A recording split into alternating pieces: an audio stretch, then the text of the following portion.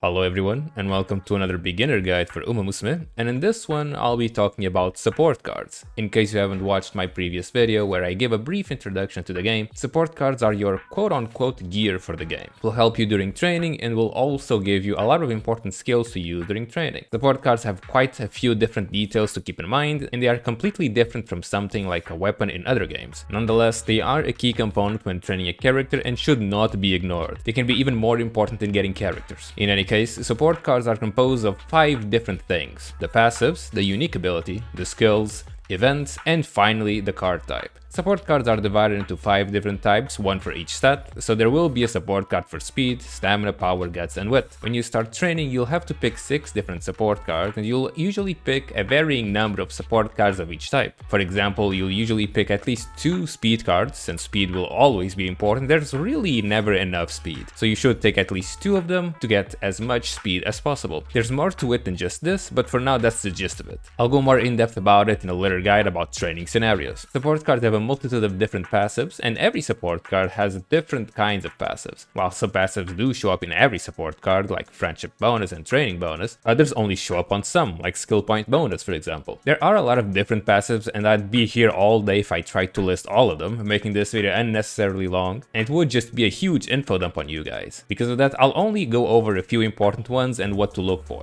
Friendship bonus will increase the amount of stats you get during friendship training. Friendship training is a special mechanic that gives extra stats and gets triggered while you're training a character. The amount of friendship bonus you can get in a card can vary, but a good baseline is 25% friendship bonus. If you find one with 30%, it's even better. This stat is basically on every card, so you'll see it a lot. Starting bond, just like the name implies, will increase the starting bond at the start of training. During training, you'll find many different characters, and you'll have to increase their bond until it's high enough to trigger friendship training. Ideally, you'd want to have a starting bond at least at 25. If it's lower than that, it can start giving you some problems since it takes longer to get friendship training. Motivation bonus will affect the amount of stats you get in general. Motivation is another mechanic that is present during training, and it helps you get more stats. And motivation bonus will further increase the amount of stats you can get on top of it. Usually around 30% motivation is already really good. Hint level is a passive that will increase the level of hints you get during training. You can think of hints as discounts for skills, and the higher the hint level, the higher the discount. During training, you'll be able to buy many different kinds of skills using skill points, and if a skill has a high hint level, the cheaper it will be. Usually the hint level on a card will be at level 1, but it will help a lot if you can get something at level 2 or higher. Hint rate up will increase the number of times you can get hints. Hints are pretty important since you want to be able to use as many skills as possible. A hint rate up of around 30% is already quite good, but of course the more the better. Specialty training will help you get the card's stat type more consistently. For example, if you're using a speed card with a high specialty rate, you'll be able to get more speed more consistently. I'm honestly omitting quite a few other details, but for the sake of simplicity, let's just leave it at that.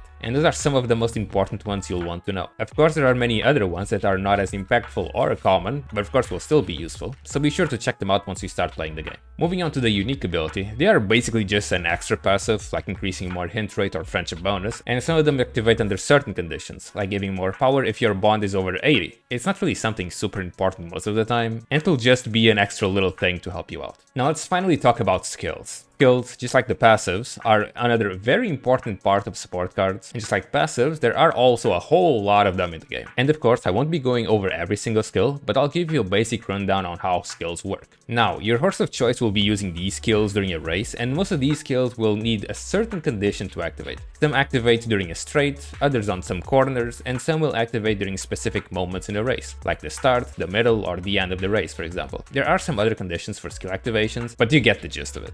Some of these skills will also show up in yellow, and those will usually give better effects like giving more speed and more acceleration. It's usually a good idea to pick a card that has multiple skills that are either good for your horse's racing style or have a lot of general use. You wouldn't want to use a card that has skills that can only be used in long distance races, while also at the same time it also has skills for short distance races. And lastly, each card has their own events. This is something that randomly happens during training, and they can also give you some skills. However, these skills won't be able to get discounts with Hint. Only the skills in the Skills tab will get discounts with Hint. And of course, I still need to talk about how to level up all these cards. You can level them up by simply using support points, and you can also increase their max level by limit breaking them using duplicates of the same card. Leveling up cards will improve the passive effects and unlock some extra ones. And in some cases, it will also unlock the unique ability. It's actually super important to get multiple copies of the same card. Of course, SSRs will usually be better than SR cards, but a max limit broken SR will most often than not be better than an SSR at a 0 limit break. You can also limit break cards by using some shards you can get through events, but those usually take a while to get. And that, everyone, is all you need to know about support cards. Hopefully it wasn't too confusing and it was easy to understand. I know there were quite a few things to remember, but don't worry, it will get easier as you start playing the game, and it's not really that complicated.